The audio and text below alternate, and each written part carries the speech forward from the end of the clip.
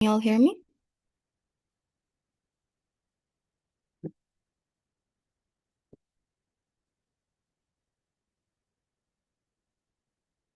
Perfect. Okay. Good evening, everyone. Welcome. I hope you're all safe and well. Tonight, I'll be hosting the session about MRCP. MRCP is a very crucial topic nowadays, and there is a wide interest regarding this topic. That's why we thought it will be important to arrange a session on this topic. I'm really excited also because the presenter is one of our brilliant doctors, Dr. Zanyar Aghal. To tell you a bit about him, he's a fellow of the Royal College of Physicians London, fellow of the European Federation of Internal Medicine, MRCP. He holds board degree from the Arabic Board of Medical Specialties. He's currently working as a lecturer at Kurdistani Board and manager of the Internal Medicine Board Center in Slemani. He's also working at Shar Teaching Hospital in Slemani as an internist. Through tonight's session, we will try to have a basic understanding of the value of obtaining MRCP degree. We would be looking through the MRCP exam from Dr. Zanyar's personal perspective, and he's going to share some important tips regarding preparation for the exam. Before we proceed, I forgot to introduce myself. For those who don't know me, my name is Erin Mohammed Omar.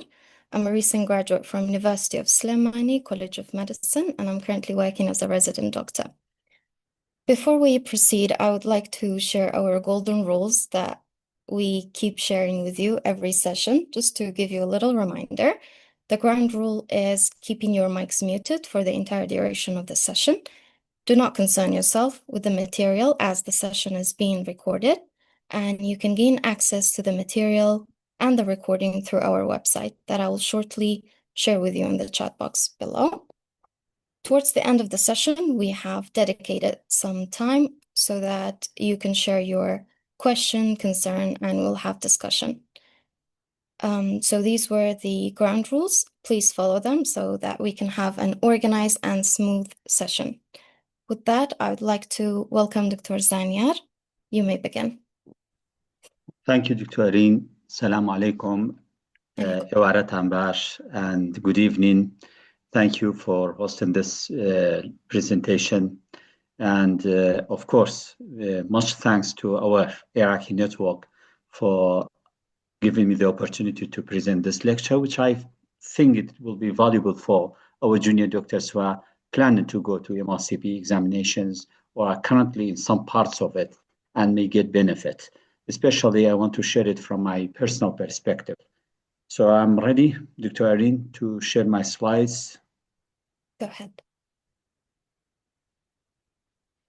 Okay.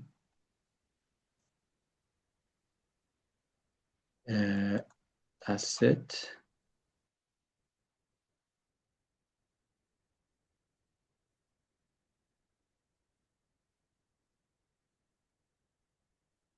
Hope it is. It is clear. It's clear now. So that's it. Yes. The title I chose, it's MRCP Advices and Values. We all need advices in our life, but I want to share it from our personal perspective and to elaborate on some misunderstandings regarding the value of MRCP examination. I currently working as a lecturer and I'm a trainer in the Kurdistani board. Postgraduate trainees keep asking, some of them are in the middle of the examinations and others are planning to do it. And they ask about the value of obtaining MRCP, especially here, the time now, it's somewhat different from the time when I was training in the board or a postgraduate training doctor. Now we have multiple postgraduate licensing bodies in Iraq, Kurdistani board, Arabic board, Iraqi board, and some diplomas. Also, some international examinations are also available. But I found from my personal perspective, and this is the title of my lecture, that MRCP makes the way we may look forward for progressing in our career as doctors and also in distant future, as academic doctors. So here we go. As an introduction, I hope everything is clear. My sound is clear now. It's perfect. Yeah, okay. So as an introduction, many of you know what's the MRCP, but some doesn't have the scope to differentiate between the membership of the Royal College of Physicians, which will be later your postnominal, you use it as a degree, and the real value of become member. So the MRCP is not only the name of the examination or the degree, it's also the title of becoming member of the Royal College of Physicians. Later on, I will discuss in this lecture about why it's important to be not only holding the degree, but also become a member of the college. It's a diploma degree, and in our case, it's a diploma degree in general or internal medicine. The word internal medicine is much used in our country, just like it's used abroad and in America and Australia and other countries. But in UK, we are called general physicians. And it's for UK doctors as well as for internationals as well. So we as international doctor, especially in Iraq, have been associated with the degree from early on. I remember when I was a student in the College of Medicine, many of our senior doctors, our teachers, that we still owe to them the importance of sharing us and teaching us the knowledge of medicine, that many of them were MRCP degree holders. And the people who hold MRCP degree were very important in the 1950s and 60s for building up the health system in Iraq and the academic system in Iraq and the colleges of medicine in this country. So this is the degree if you want. This is an example, of course, example of a certificate, and look at it, how much it is elaborative and recognizable, because it's sharing the logos, famous logos of the college. And later on, we'll go to know why the college's logo is also important. And is it another medical degree? Is it just another medical degree? We have, as I told you, many or multiple, let us say, postgraduate in medical degrees. So obtaining MRCP is just another medical degree. I will disagree with this. No, it's not just a medical degree. It's quite different. And take my opinion, and I try my best in this lecture to tell you how it's different.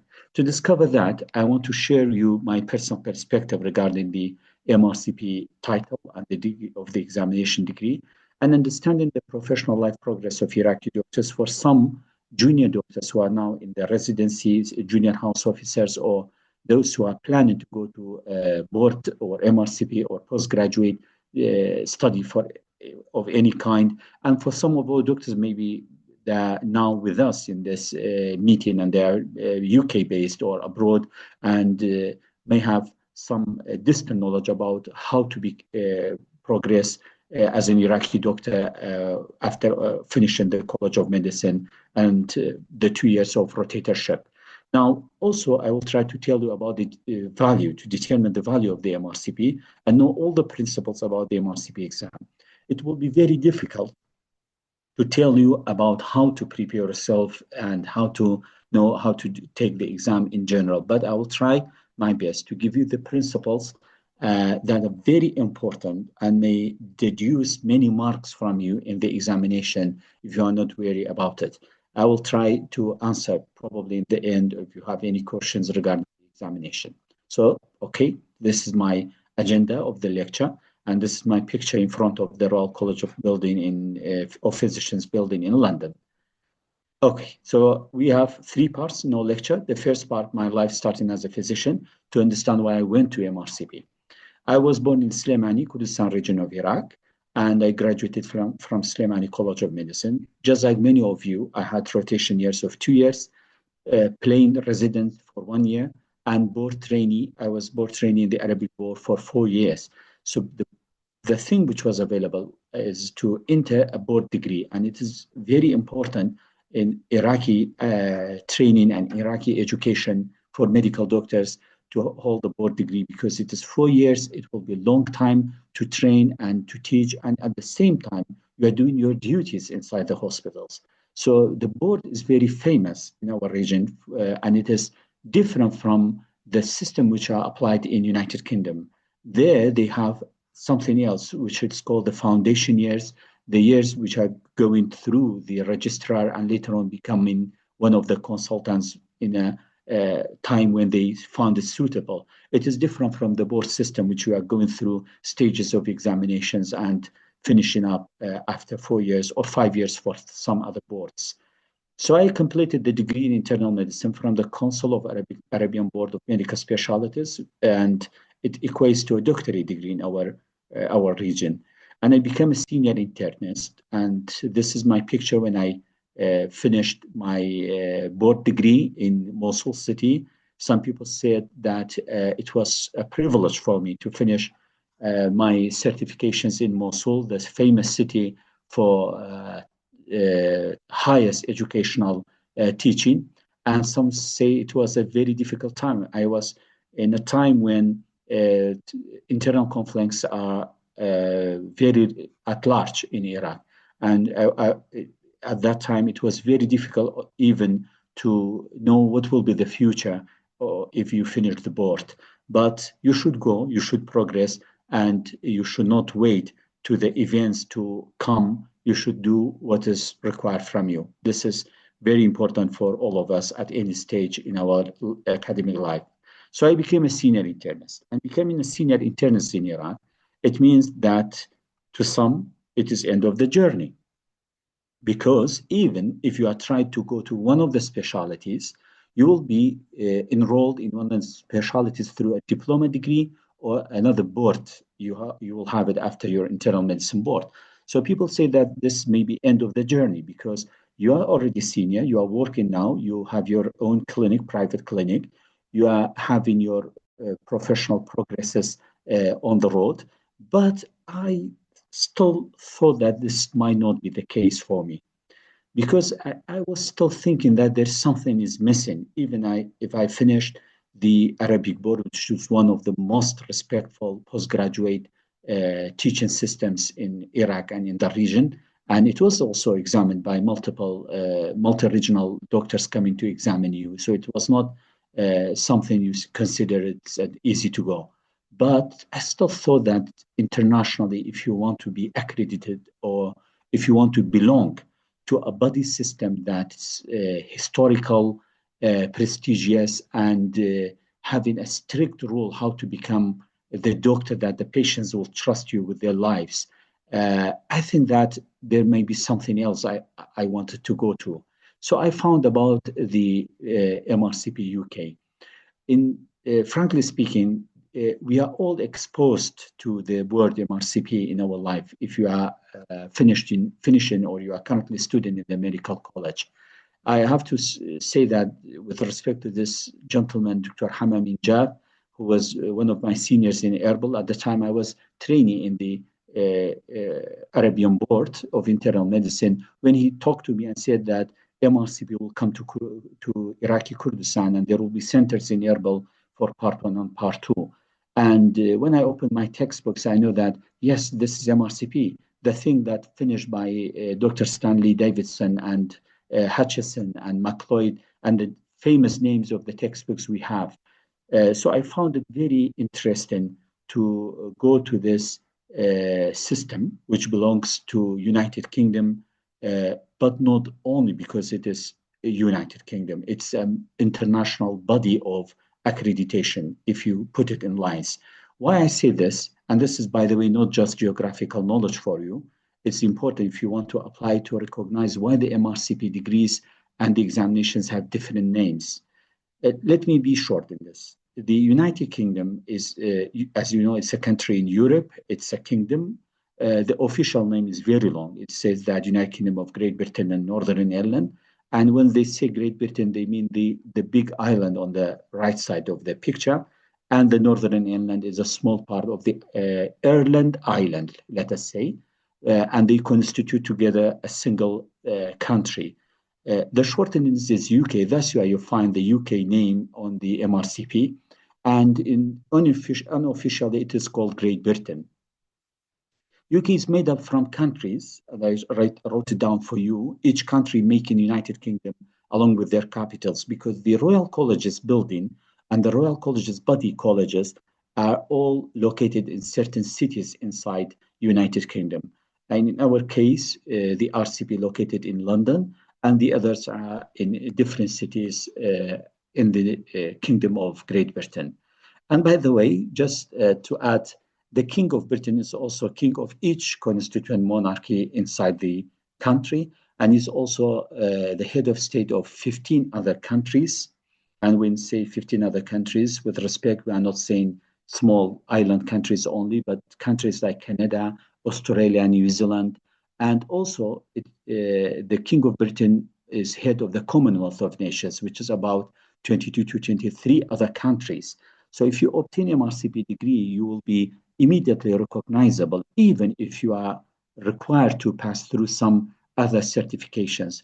But holding this degree in your hand will open many doors for you if you are planning to go and complete in your academic and professional life outside of Iraq. So the country has different royal colleges, but the oldest one, historically known, is the Royal College of Physicians of London. It was established by a decree, royal decree by King Henry VIII in 1518 as the College of Physicians. And later on, the RCP was recognized as the oldest medical college in England. The oldest medical postgraduate college in England was the Royal College of Physicians of London. And this is the royal decree, which is you'll find if you go to the internet or if you have the opportunity to visit the RCP building in London, you'll find the royal decree stamped and show that the historical significance of having this college to teach students and trainees and progressing senior doctors even. Now, what is MRCP again? As we said, it is a membership of one of these royal colleges.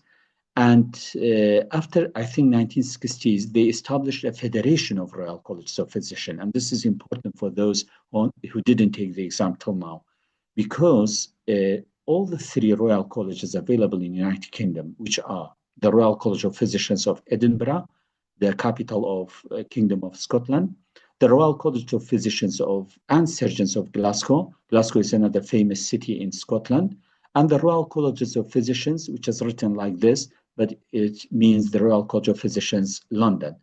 These three royal colleges, they established a federation. So if you go to the website and you try to enroll in the examinations, they will not tell you that each college has a separate examination.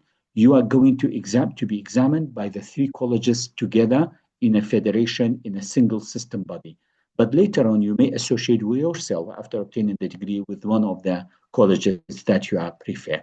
Collectively, the college represents more than 50,000 physicians worldwide. It's a large number. This is, I think it's now more than this.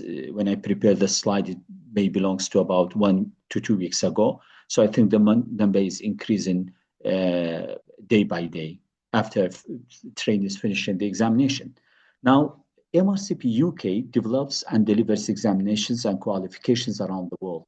So it is not the colleges, it's not just a college of education and college of training doctors. It also provides the examination. As I heard from Professor Mumtaz Patel in my ceremony at that time, she said that the College of Physicians is historical and it's famous for many things, but the thing which is the most famous is the examination they will deliver around the world. So MRCP UK examination is famous, and if you are having a diploma in this examination at the end, you have to pass through part 1, part 2, and another part 2. The another part 2 is called PACES examination. And the examinations are designed to test your skills, just like the finals of the board. They will test your knowledge, just like any other examination, but they will also test your behavior of the doctors who are in training. So every step, every hand gesture, every look, every answering of the questions is accounted for in the examination. And that's why it's very famous for the college to have these kinds of examinations. This is the logo of the website of the Federation of the Royal Colleges. There's also another Royal College, which is called the Irish Ireland or Irish Royal College of Physicians, but it is not belonging to the same federation.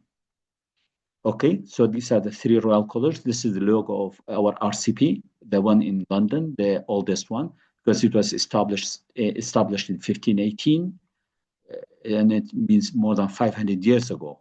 Imagine. So the other one is Royal College of Physicians of Edinburgh, and established in 1681. And the third one is the one of that one of Glasgow, and it was established in 1599.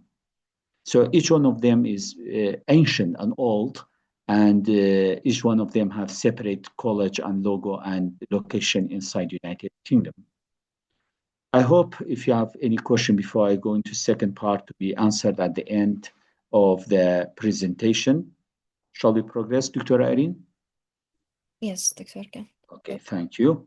Now entering the MRCP, my second part. So I finished, as I told you, my postgraduate, became a senior, and I wanted to be enrolled in the examination. I went to the website, just like many of you, if you go to the website, it tells you everything. And this is by itself is very important. We need in Iraq to have the same style of leading the student without hiding any aspect of the examinations from them. Students or trainees, they should know every detail about things which make up the examination. The only thing which is hidden from the trainee or the student should be the questions. Apart from that, everything should be clear, and there should be a website telling you every step how to go to the examination, so as some bureaucratic or protocols do not make you to lose marks or to be lost in between and don't know where to go.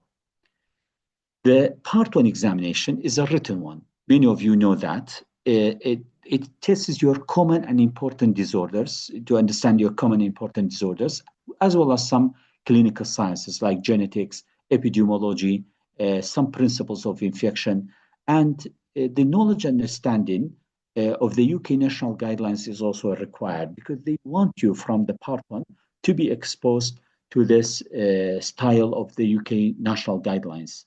Part one is a valuable milestone during training. It helps to prepare for the more challenging part two, which will later on come to it, and also for the last, most difficult part, which is the clinical examination PACES. So exam, if you want it, it's a one-day exam. It has 2 3-hour papers, 100 multiple choice based off 5 questions. There will be no image. It will be computer-based. Just before this year, they canceled the home-based or online-based. People were entering the exam of part one and part two from their own home. This year, they have canceled this. They returned to test centers again. So test centers are available in Erbil and Baghdad in Iraq, but I don't know currently what will happen after the current situation in our country, but hopefully the centers will be open again. And if you want the fees written, maybe there are some changes year by year, but it's not cheap examination. And let me tell you, when I entered the part one, that's why I want to always to go to the part which is perspective of mine regarding the examination. Actually, at that time, I was a senior doctor. I was treating patients. So they told me that there will be common and important disorders, clinical sciences. I found that that's very easy maybe for me. I finished board exam with multiple questions, multiple tests until I become a doctor, a senior doctor. So I said this might be an easy one. It was easy, but let me tell you, when I come out from the exam, I was astonished. I was in a state of equating shock. I remember one of the trainees who were examining with me. He was older than me at that time. He said, "Doctor, you found the questions easy?" I said, "Somehow." He said, "But you do not look like happy. Why, if the questions were easy, you looks like that you lost many marks inside the examination." I said, "I don't believe that I may lose marks too much, but the exam shocked me because every question put on the paper by the Royal College is for testing you specific part of your knowledge. It is not like the postgraduate examinations common to us. in the postgraduate examinations, some teachers or seniors send in a bundle of questions, and there will be a committee of seniors who select among these questions to find which one is suitable for the trainees to come. So sometimes you'll find 30 questions in nephrology and 20 questions in cardiology. Some of them are similar to each other because in the board system, the aim is to examine your general ability to manage patients. But in MRCP examinations, from the part one, each question was put for a purpose. So even the simple question which asks you about the nucleus of a cell was there to test you a specific knowledge. So after finishing the exam, the results came back. I was I passed part one, but I know from that time the MRCP examination was spoken for itself. It's not easy that easy, and it is a very well built, established system that's trying to test you every part of your knowledge in order to become the doctor to be trusted worldwide. Now, going to part two. In the part two examination, again, it's a written one, and the style of the examination, it's similar to the part one examination, but it actually builds on the knowledge assessed in part one and tests the acquisition of a representative sample of medical knowledge, skills, and behavior. Here you will see your ability. They will test your ability of clinical understanding. They will not tell you furosemide used in heart failure for what purpose. They will bring a heart failure case which is presenting with a different pathology, and they want to understand, are you able to say this is only needs furosemide or something else? So they will test your clinical judgment and how to take responsibility for prioritizing diagnostic problems, planning investigation. There will be multiple emergency questions. So they test your plan for immediate management. They will select a plan for long-term management and assessing prognosis. Do you have knowledge about what happened to a COPD patient in future or an asthma patient in future? How will be their prognosis?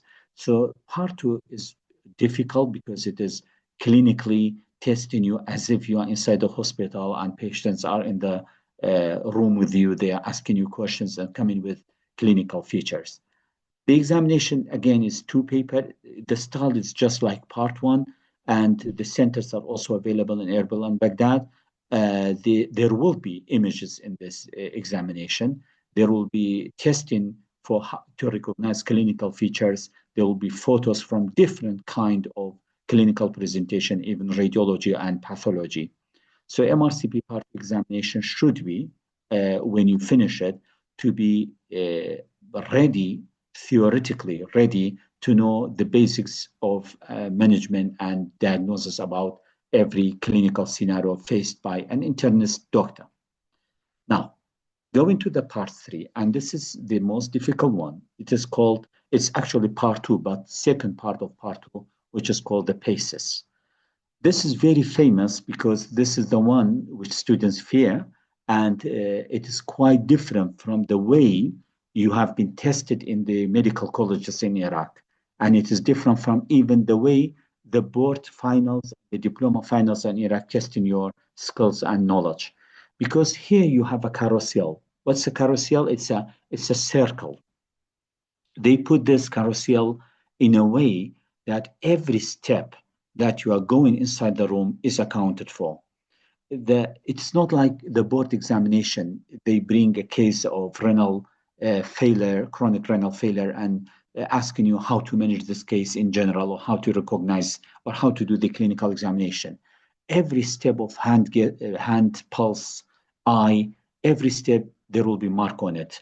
Mark from both sides. Either you are gaining a mark on it, or there will be deduction of marks from you if you are not doing the things properly. And at every time you are going to this stage of the examination, there will be different scenarios. But the beautiful thing, just as I said in the beginning, everything is clear from the website. If you go to the website, you'll find this picture.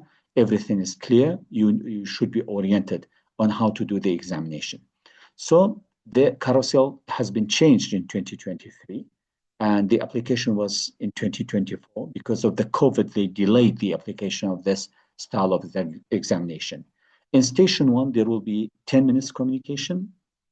10 minutes respiratory examination. You do not talk to the patient in respiratory apart from saluting and asking permission.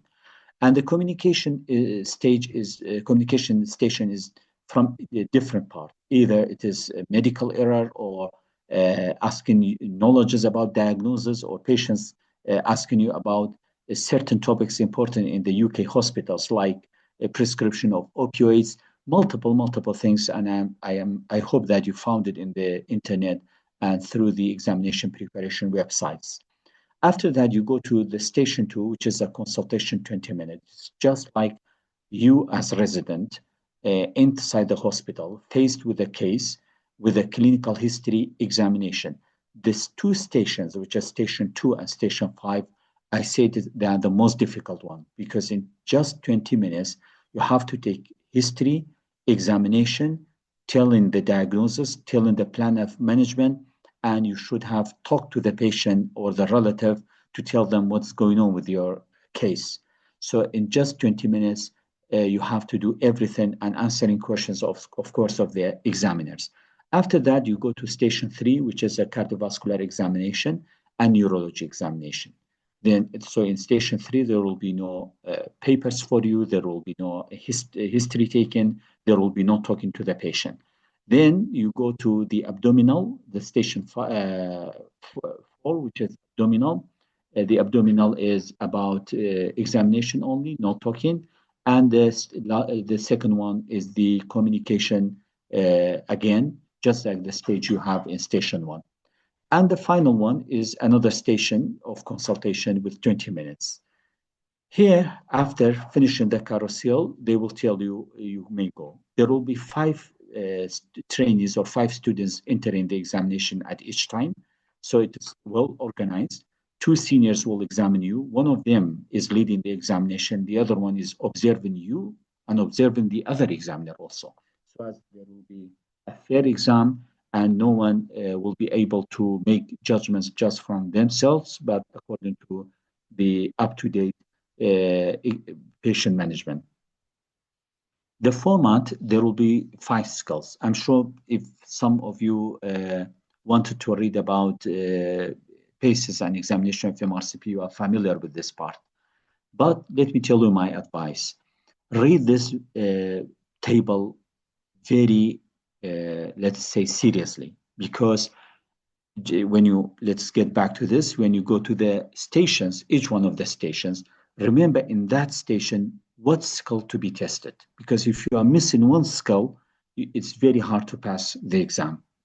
And if you are not good at one of these skills, again, you will be failed in that station. The skills are very important, and it has been alphabetically arranged as A, B, C, D, E. And they will test your physical examination capabilities, which should be just like a textbook, how to examine a patient. And the second one is identifying physical signs. And this is very important. If the patient is in atrial fibrillation, you should find it. If he is not in atrial fibrillation and you say he is in AFib, it's very, very difficult if you pass the exam at that station.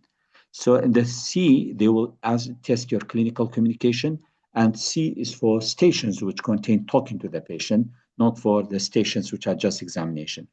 Then your ability to put a differential diagnosis. If you put a differential diagnosis for a case of shortness of breath, let us say, case of dyspnea, and doesn't contain the disease, which is the real diagnosis of the patient in front of you.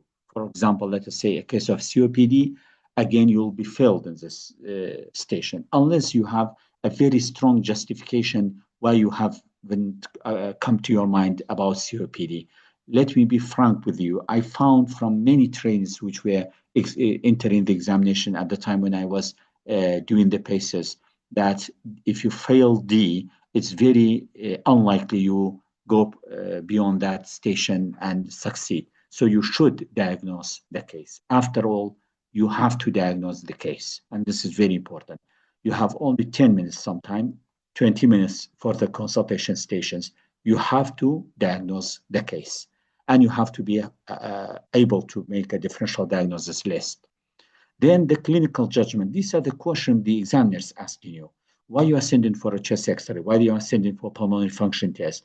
why you are sending for a new nerve conduction study. They will ask you such questions to know how you judge regarding the safety of the patient and the management of the patient. Then the management of patient's concerns are very important. There are stations in which you are talking to the patient, as I said.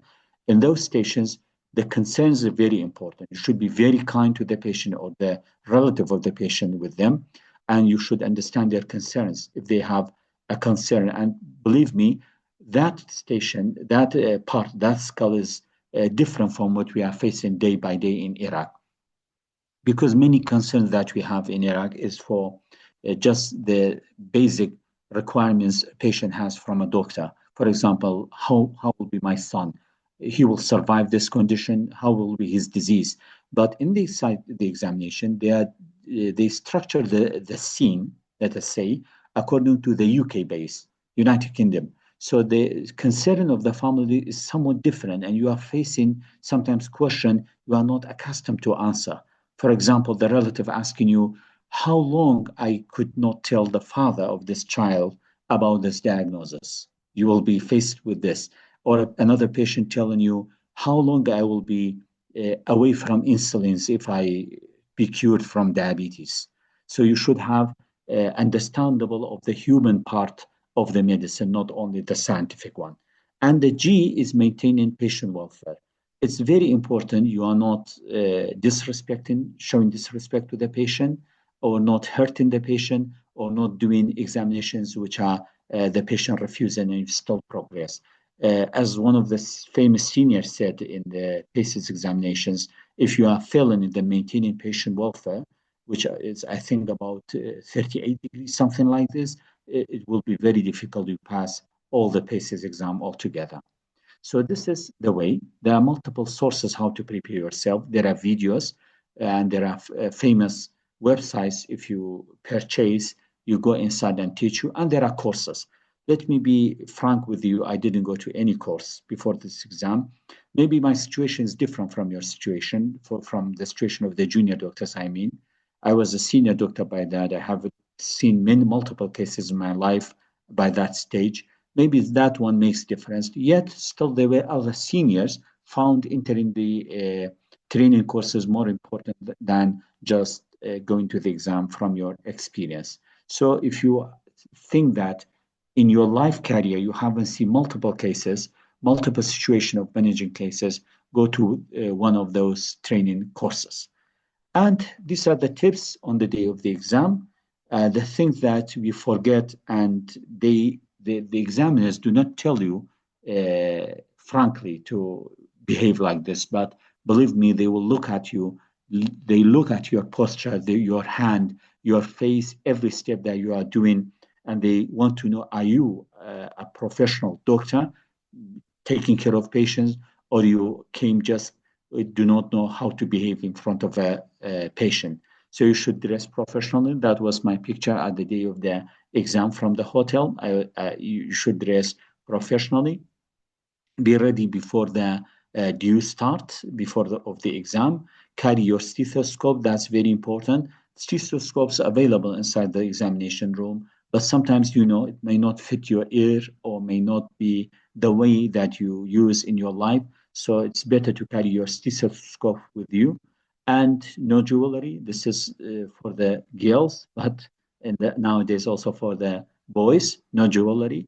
Make your watch on the belt when you enter the exam. It should not be at your hand, because you have to up sleeve your shirt to the elbows, just like the famous way that doctors showing even in the media, that you should take care about crossing infection and cleanliness, and make your hair short also, so in a way that it doesn't fall to the chest of the patient during the examination.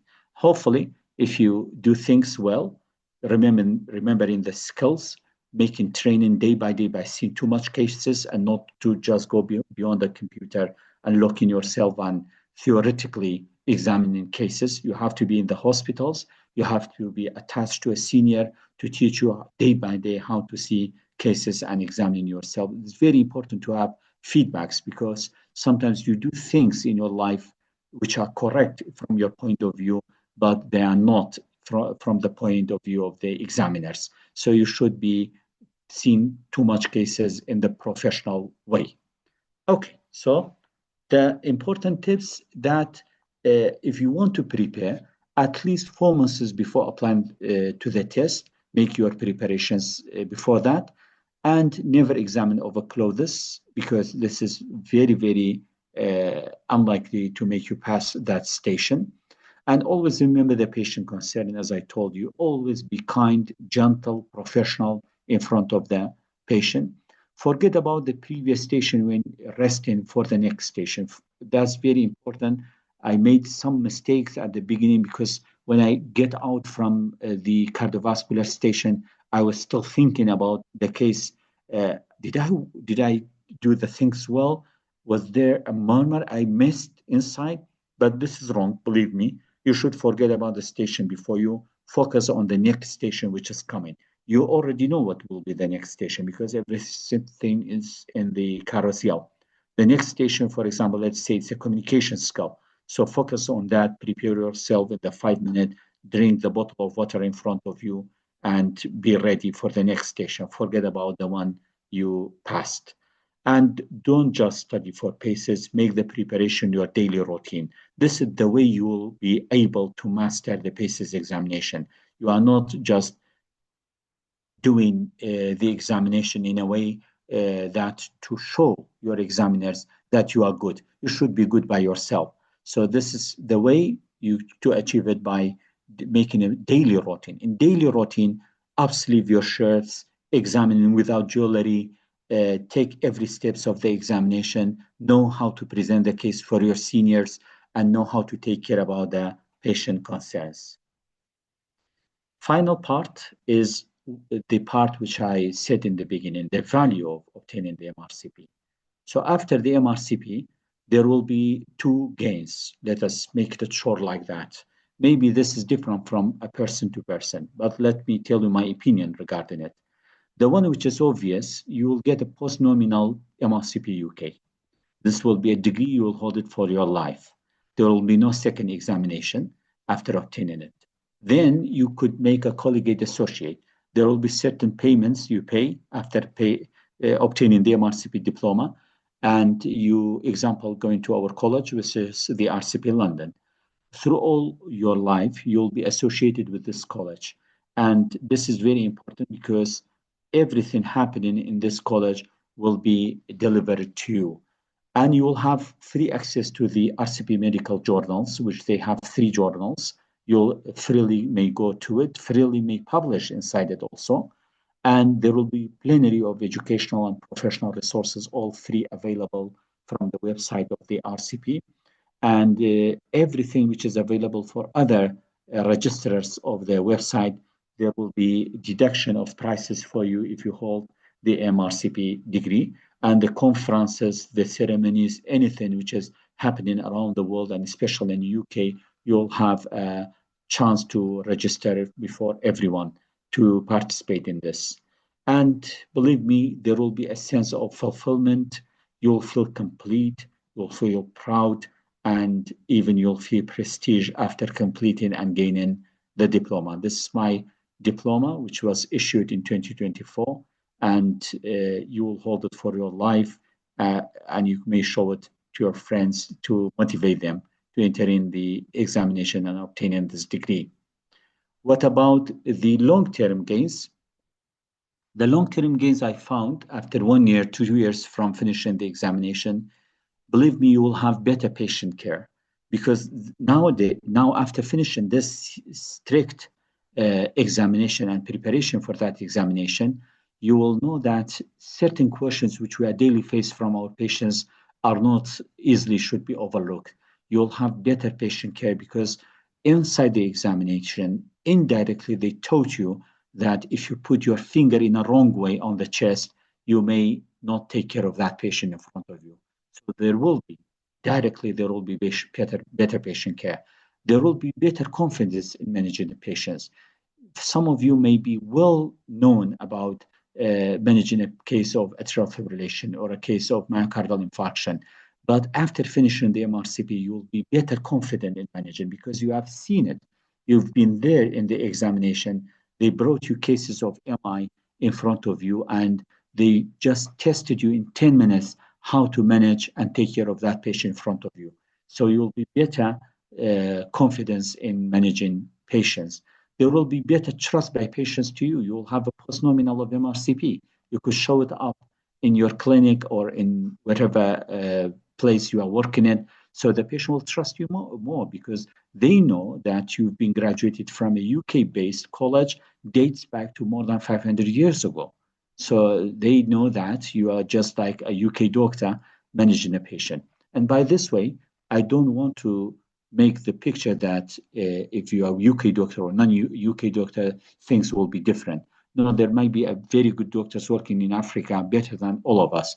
But this is not the point. But from the patient's perspective, they will trust you more because they know that you've passed through a strict examination that you'll not be easily passed if you are not a professional good doctor. And believe me, patient management never be the same. And this is my opinion. When I finish the board, I know everything about the case from, at least let us say, from how to manage the patients in front of me. But after finishing the MRCP, the management will not be the same. Every single things which are considered small uh, by some of us during the examination, just like the picture shown that pinprick test, you know now the value of the pinprick test. You'll know the value of the way you take blood pressures because you know that just by telling the patient your legs are weak, it's not end of the story. Inside the examination, the theory and the practical one, they tested you and you were the one who told the patients your legs may not be recovered again in future. Or in the reverse, you are now definitely sure that the legs could be recovered in the future.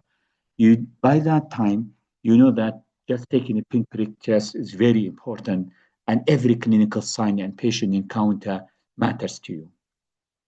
So at the end, I will say MRCP is not just a degree, as I said the first slide. It is the start of a new career. It's a new way to manage patients, and it's a door to more professionalism. And this is my picture in my ceremony inside the RCP building in London. And thank you to you all for your patience and listening. And I'm ready if you have any questions. Yes, Dr. Irene. Thank you so much, dear Dr. Zanyar, for this wonderful, precise session. Let me go through the comment sections. By the way, I have shared a couple of links in the chat box below if you haven't checked them out. One of them is for your attendance so that we can issue your certificate. Please do fill them. The other one is for your feedback. We have a raised hand. Go ahead, Dr. Huma. السلام عليكم. عليكم. And first, I will introduce myself. I'm Zanyar Aghal, fifth stage and medical student, medical college from Al Amid University. I will ask about how is total cost in Iraqi that is cost this is study in MRCP. You mean the costs, Dr. Humam, of registration or in total? In total.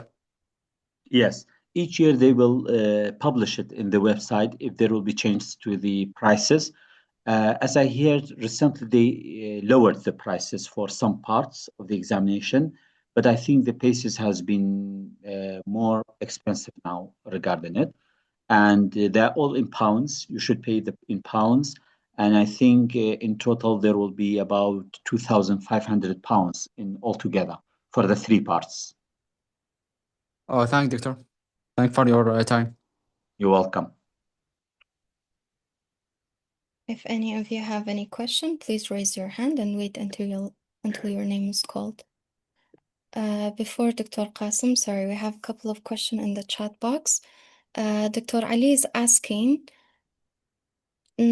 whether he can get job by taking the MRCP membership and exam, and if there's any job opportunities outside UK as well.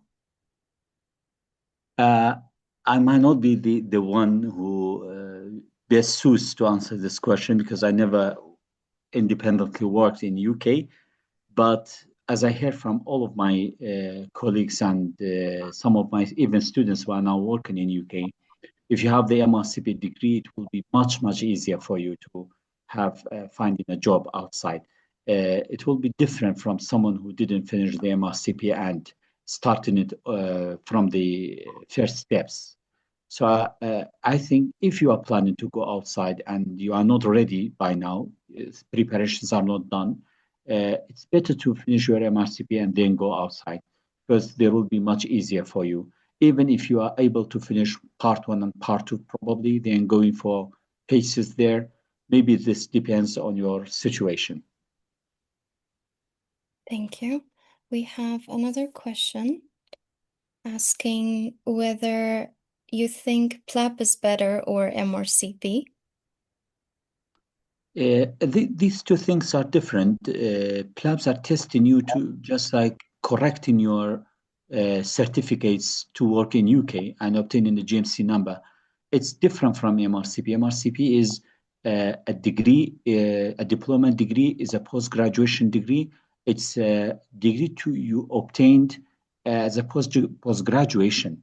It's not just correcting or assimilating some certificates in your life. It's somewhat different from each other. Go ahead and unmute yourself, Dr. Humam. Hello, my name is Humam. I'm a sixth-year medical student. My question was about what do you think is better for this year?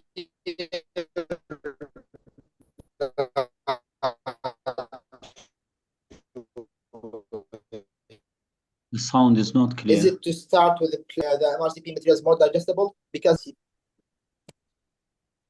is this better? Can you repeat your question? Your voice did not answer. If your question for this year's graduate, I don't think you can take the MRCP as a first-year graduate. You have to gain experience through residency first. What was his question? Sorry, the voice was cut.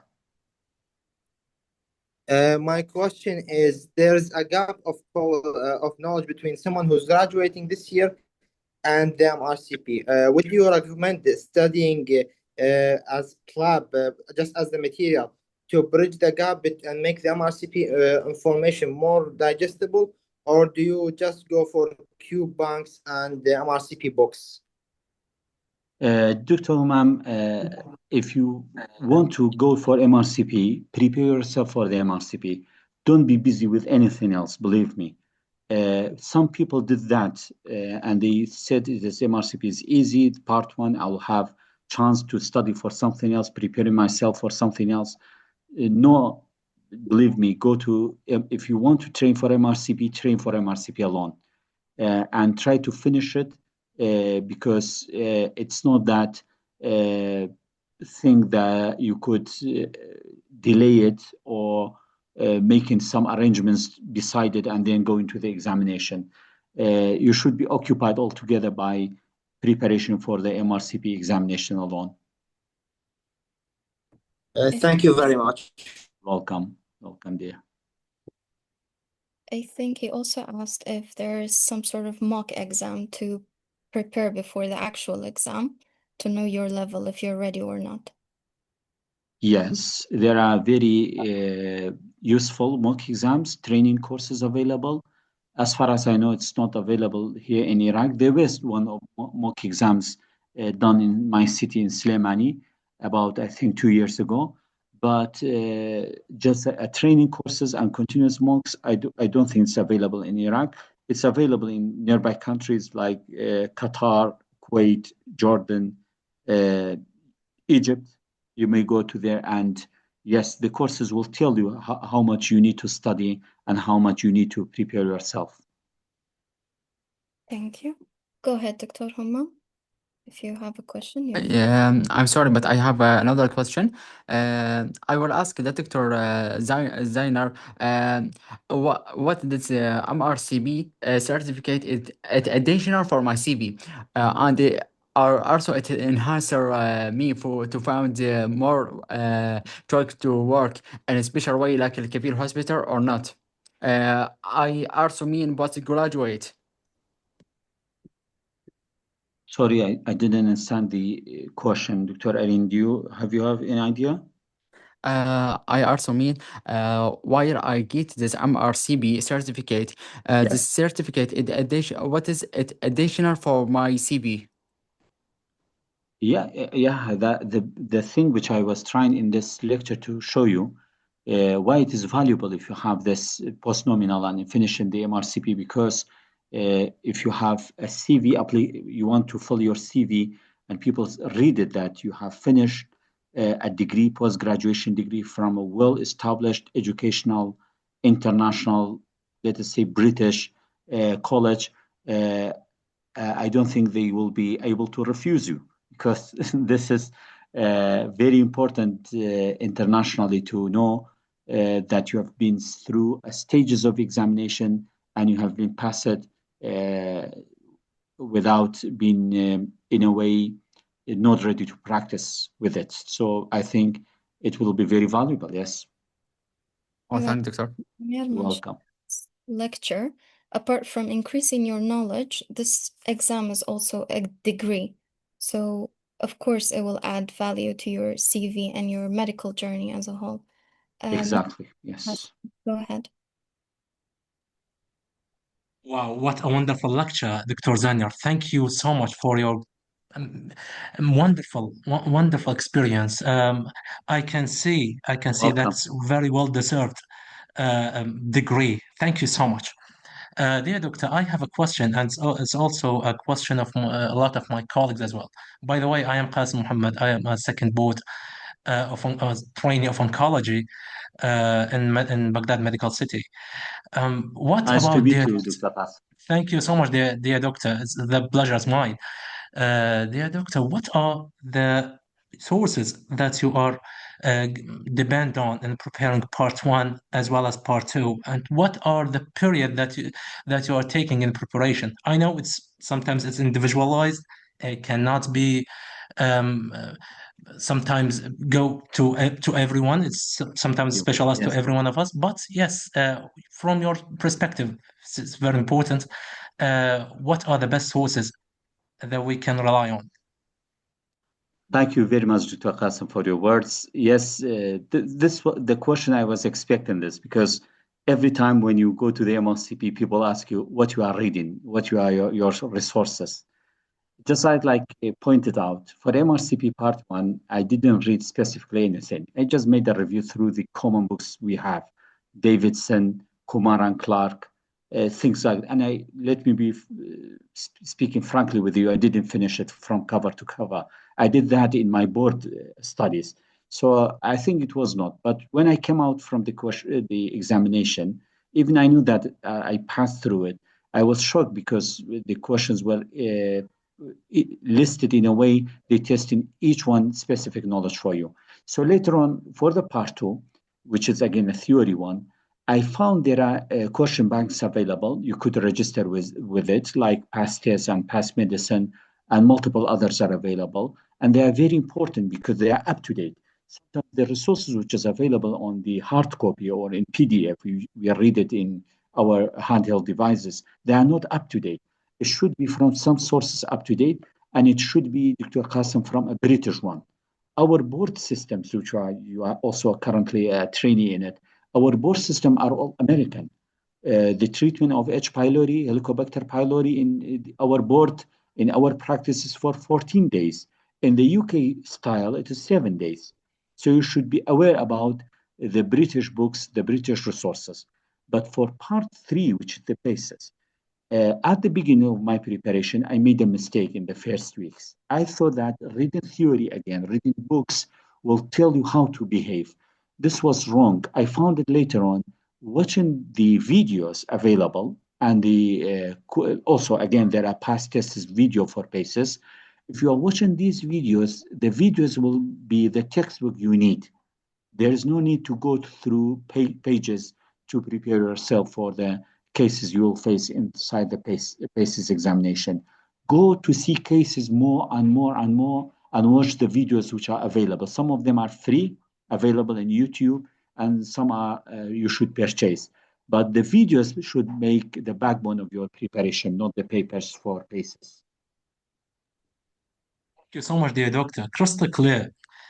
You're And I welcome. have one, thank you so much. I have one, another, let's say, not just a question, but I have, let's ask you, please, if we can Yes. arrange another lectures and dealing with communications and consultations part of the PACES, because I think you know, and you mentioned it very beautifully in this lecture. We do it the things in the Iraqi way, and the way these things is very differently in the UK way. So we need Yes. your experience, dear doctor, and how we can do it in the best way you can in the UK way, and how we can implement all of these in our daily practice. And I think, from my perspective, is if we do it in the UK way in our hospitals, it will be such a wonderful achievement. I think, because yes, a lot of our patients are still having issues with doctors' communication skills somehow. So, Exactly. Yes. thank you so Yes, much. Dr. Qasim. Inshallah, I will try my best to be available if there will be any future lectures, web-based or any other source, to share my knowledge regarding the PACES examination. Your point is quite clear, Dr. Qasim. The communication skills, which they are testing it, it doesn't mean that the UK is better than our Iraqi way. The cultures are different. And your point is exactly regarding that. For example, just let me give you a short, and for you and for the audience, as a short example. In the UK one, if the patient is speaking and you are not looking at through his eyes during his speech, it will be marks against you in the exam. The examiners will deduce marks from you. They will minus it. But in our Iraqi way, you know that we are speaking to each other, especially to foreign people, in a different way. We may lower our voices, lower our sides. We may speak sometimes friendly. We say common words in order to make association with our patients. But it is different from the UK one. They want numerical answers. You cannot tell a patient who came with his father inside the case examination, and the father is suffering from an untreatable cancer. You cannot tell the daughter that everything will be okay, don't worry, just like we sometimes say in our life. And at the end, believe me, that's why I said after finishing MRCP, the practice of medicine for you will be different. When I spoke to the patients, our patients, Iraqi patients, even those who from a lower educational background, when you speak to them through the same style of the UK, believe me, there will be better communication between you and the patient. I didn't find that until I finished the MRCP.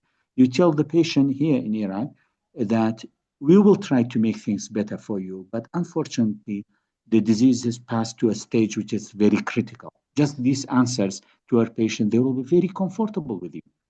It is wrong that you think that, or we think that we should just speak in a common way in our country to our patients. The patients deserves to know everything, and these examinations will tell you how to tell these answers in a kind and respectful way. Thank you so much, dear doctor. It's actually an honor to meet you, and we hope we're gonna meet you on the ground on Sulaiman, inshallah. Thank you so much. Inshallah, Dr. Qasim. Looking forward. Thank you. Next up, we have Dr. Hadi asking if you can explain the difference between MRCP and MRCS in general. Okay, Dr. Hadi, MRCS is for the surgeons. They have different college. It will be membership of the Royal College of Surgeons. And it is different from physicians, which we are us, we internal medicine. There's a common narrative in UK. They said once they established the Royal College in London, which is the Royal College of Physicians, the one we are speaking about now. The people who were cutting skin and cutting abdomen, which are the surgeon by that time, they said, why it is named Royal College of Physicians? What about us? There should be named Royal College of Physicians and Surgeons. But they, just like many other situations, physicians and surgeons disagree on many things. So they have a separate body to give you degree, and they have a little bit different style of examinations in MRCS. Thank you. Last question, we have Dr. Muhammad Baqir asking, for a new graduated doctor, do you suggest to do this exam before or after residency, as we have 2 years gap before residency? Yes, he's speaking about newly graduate and he's a rotator now. I think so. Yeah. Yes, Dr. Muhammad. The best advice is don't wait. If you like MRCP, don't wait, especially from the rotatorship, you just decided that you go to internal medicine. So do it in this way. Do part one after finishing the 2 years of rotatorship, which is 2 years in everywhere in Iraq. Finish part one. In the first 2 years of your residency, whatever you go to branch of internal medicine, finish part two and finish part three as the last one. I have some of my trainee doctors, which are now currently training in the board. They finished MRCP altogether because they did it in this way. They went through part one, then at the second year of the board, they finished part two, and at the end of the third year, they have been acquiring too much knowledge because they are already board students. They finished the final part. Thank you. Just to add on to what Dr. Zanyar mentioned, to clarify to any junior doctor with us, you need about 12 months of postgraduate clinical experience after an internship to sit MRCP Part 1. That's the minimum requirement. Exactly, yes. That's it. We don't have any more questions. Thank you so much, Dr. Zanyar, for being with us, for your concise and interesting session. Thank you so much for our dear attendees. We would like you to stay in touch and connected with us through our social media platforms that I have shared with you in the chat box below. I would like to thank my co-host as well, Dr. Qasim and Dr. Mustafa, for facilitating the session with me. Thank you all. See you again in our next session. Thank you all. Goodbye. Bye-bye.